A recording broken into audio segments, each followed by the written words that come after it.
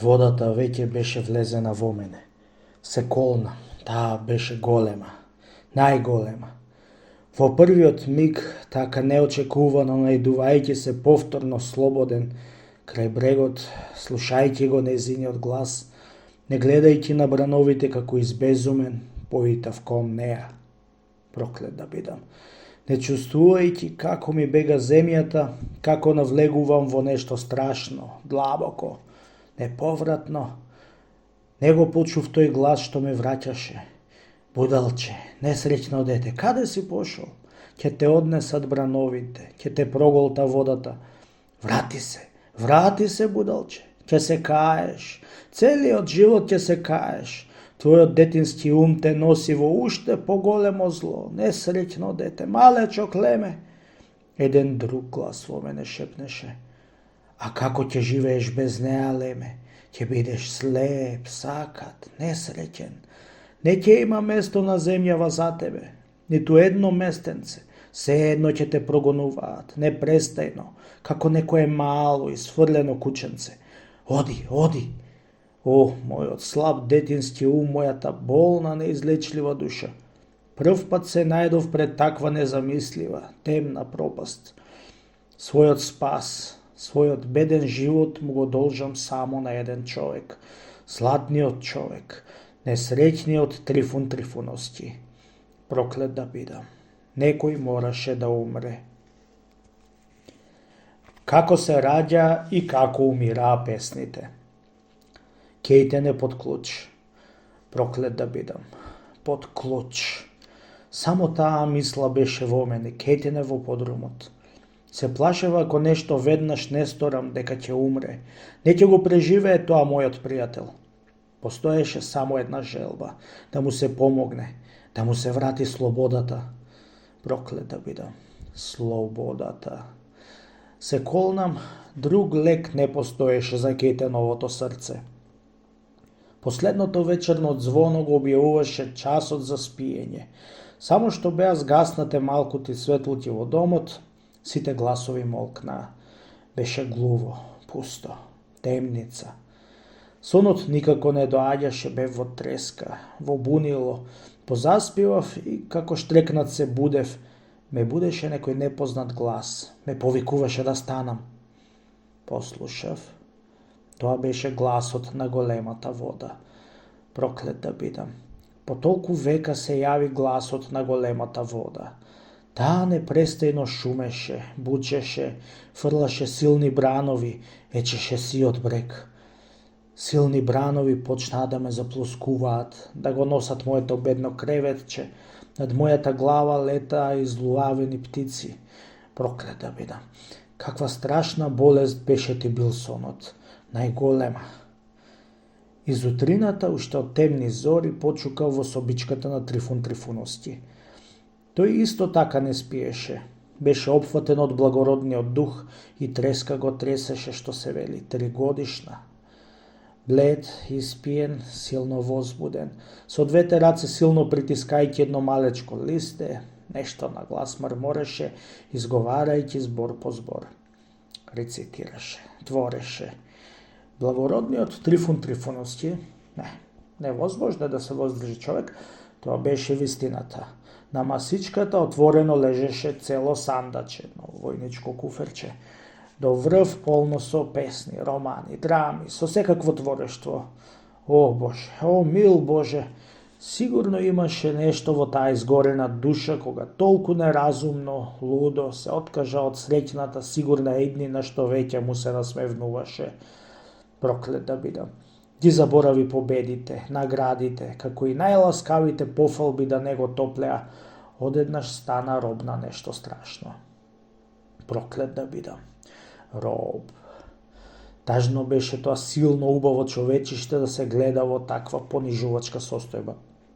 Веднаш се покајав што дојдов толку рано. Тој човек кој со лестина претрчуваше толку милиони километри, планини, реки, полиња, што како елен совладуваше големи трапишта со вода, кој на чудесен начин можеше да пролета низ скални тешки патишта, низ трње, низ дождови, низ лапавици, со секавиците да се гони. Беше жално. Беше очајно да се гледа како се прпелка во малото смрдливо сопче. Сета снага сега му беше попусто. Нешто посилно го имаше сковано, уништено. Проклет да бидам. Колку бргу, колку неочекувано се кај него се измени, колку наеднаш пропадна, ослабе, се стопи. Сосема се запусте. Личеше на некое големо рането птичиште, на кое крилјата му клапнале, па челичните перија му се валкаат во блатото. Што можело толку многу да го изулави?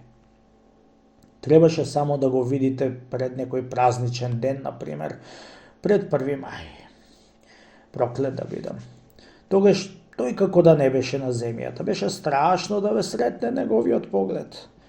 Видете го Трифун Трифуновски, ќе речеше некој од децата. Не будали се, ќе му речеше друго. Исте му се од патот, измислува.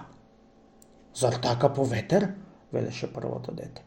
Мене нешто како чукнат ми изгледа. Не, се вмешува трето во одбрана на Трифун Трифуновски. Ќе видиш, ќе чуеш на прославата. Ами каму му книга? Прашува детето. Зар така само по ветар? Проклет да бидам. По ветар. Тоа беше некој негов, некој чуден, непознат ветар. Ноќи и денови не преспиваше. Понекогаш со векови, се колнам. Туку го гледате со часови како вечна стража го заобиколува домот. Нигде место не го бере. Можеше да се погоди црна, лоша пролет со снег, со фуртуни. Што мислите? Зар тоа можеше да му го замати неговиот светол поглед, да го замрачи првомајското сонце? Проклет да бидам. Како се да беше против Трифун Трифуновски, туку ќе се расипеше времето околу празникот. Паѓаа студени дождови, пластови снег, сета природа ја запустуваше неочекуваниот мраз. Сеедно, додека другите ги обземеше без, благородниот Трифун Трифуновски, потонат во својот волшебен свет блажено, со среќа твореше. Проклет да бидам. Како да не беше тука, како да живееше во друг свет. Се кај него беше поинаку. Небото беше чисто, сино, високо, бескрајно. Весели птички лета, црвени знамења се и виореа, срп и чекан цутеше на секој зид, црвени звезди, медузи, мекотели, пролетари од сите земји. Тој час тој беше со нив, чекореше. Проклет да бидам, чекореше. Што ти свиреше се верниот ветар? Трифун Трифуновски ја слушаше интернационалата со еден таков дух беше задоен, твореше. Проклет да бидам.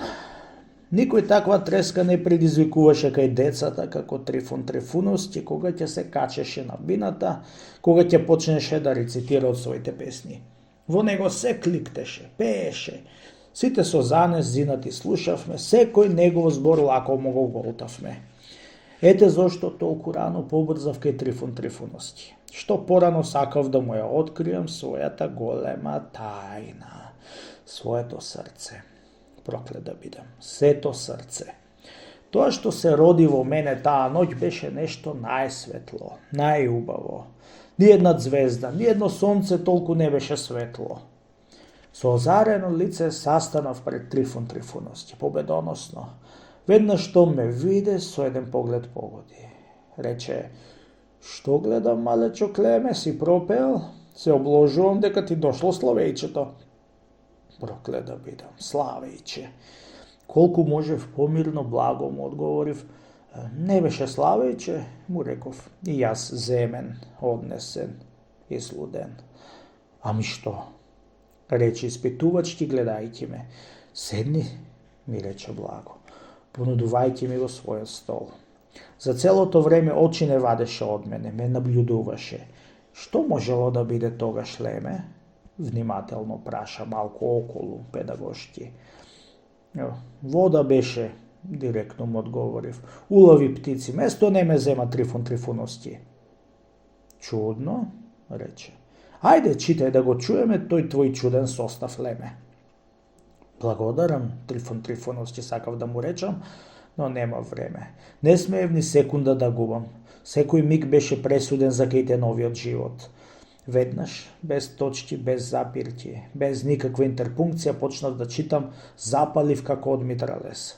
Проклет да бидам, јас пеев, плачев, се смеев, лазев, летав, паѓав, умирав, оживував, голтав вода, тонев, се губев. Бев на небото, со звездите, во светлите градини на рајот. Паѓав во најдлабокото, во најтемниот пекол. Например, кога требаше да се рече ох, мајко мој, ох, пријателе мој, ох, живот, ох, птици, ох, водо, ох, доме, ох, тоа значеше како некој од позади ви удрил нож. Нож. Природно, штом некој во срцето ви забол нож, не ќе пеете, туку ќе припаднете, ќе пропискате. Проклет да бидам. Овкав на сиот глас. Смири се, Леме, смири се, хутро момче. Преплашен, многу загрижен, велеше Трифон Трифоновски. Но кое срце да се смири, кој ќе ти запре таков пустошен лош ветар? Ослепувам, имаше на едно место во составот и јас шутракот толку природно сум ги превртел очите, белките да ми ги исполнат точните дупки, да кутриот Трифон Трифоновски да ти помисли, е свршено со мојот вид.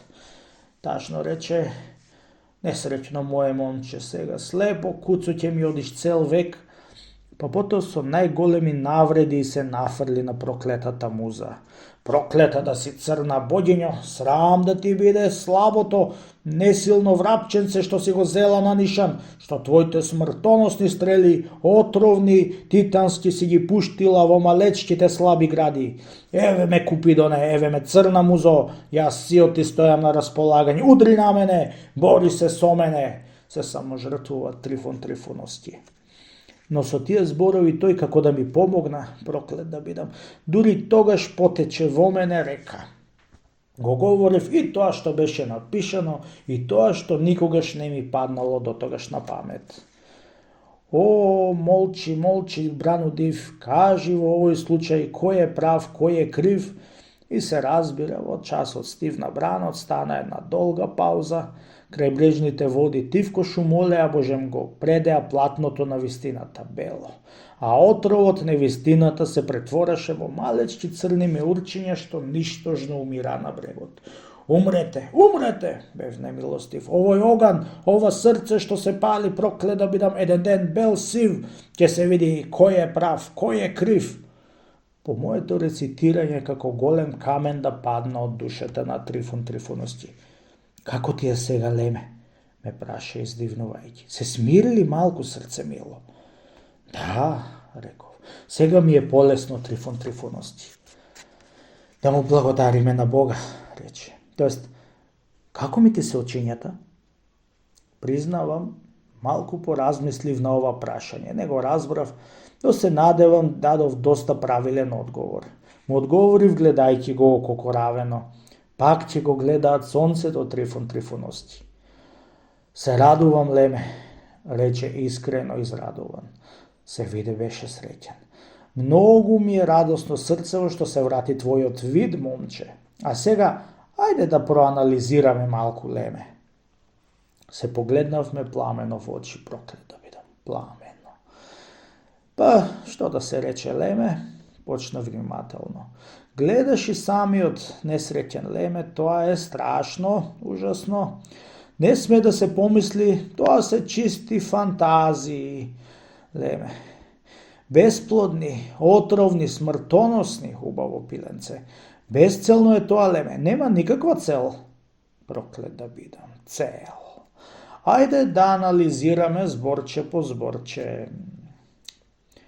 Чудно е, Леме. Многу е чудно, мило момче, по саноќ, попусто, туку така шутрачини заедно, безцелно да се гледа водата. Какво задоволство си нашол во тоа, пријателе? Морници ми полазуваат, Леме, кога ќе си спомнам се што можело да ви се случи за една таква празна, луда работа.